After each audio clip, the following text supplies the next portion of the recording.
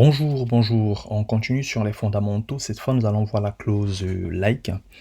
Like, en fait, c'est une clause qui permet d'effectuer une recherche sur des valeurs qui commencent par une lettre, qui contient la lettre ou alors plusieurs lettres, ou même un mot, hein, et qui se termine par une lettre, par exemple, ou une partie d'un nom. Donc la syntaxe, elle est simple. Select, comme d'habitude, nom, prénom, from, nom de la table. Where, entrée sur le prénom. Et donc, on va afficher les prénoms qui commencent ici par la lettre J. Le pourcentage, c'est pour spécifier le reste. Donc, ce sera plus parlant si nous passons en pratique parce qu'il y aura plusieurs autres aspects de la clause like que nous allons voir. On passe directement sur Workbench. Voilà, donc on va rester ici sur la table Customer. Supposons on va faire ça. Voilà, on affiche ici sur la table Customer les noms et les prénoms des clients. Donc ce qu'on peut faire, c'est quoi? On va faire where, on va trier sur, disons, les prénoms, last name, voilà, like. On va commencer, disons, par B. C'est-à-dire les prénoms qui commencent par la lettre B. On va les afficher.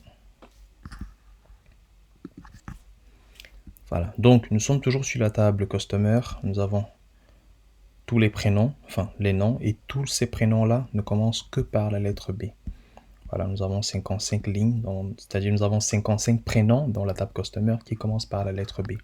On peut le faire avec une autre lettre, un S par exemple. Voilà, nous avons 54 lignes avec S.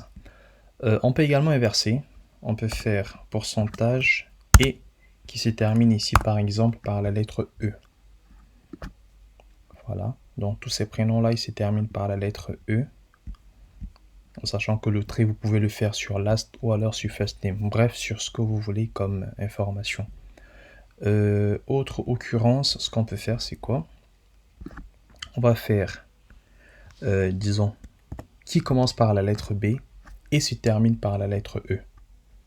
Voilà, et le milieu, en fait, il est aléatoire. Donc, ce qui nous importe, en fait, c'est le début et la fin, ce que nous avons spécifié. Donc, on fait ça, et voilà, nous avons que 6 prénoms qui respectent la condition. Donc, B et se termine par E. Ce qu'on peut faire également, si on enlève par exemple la dernière lettre, on peut faire en sorte que ça commence par B.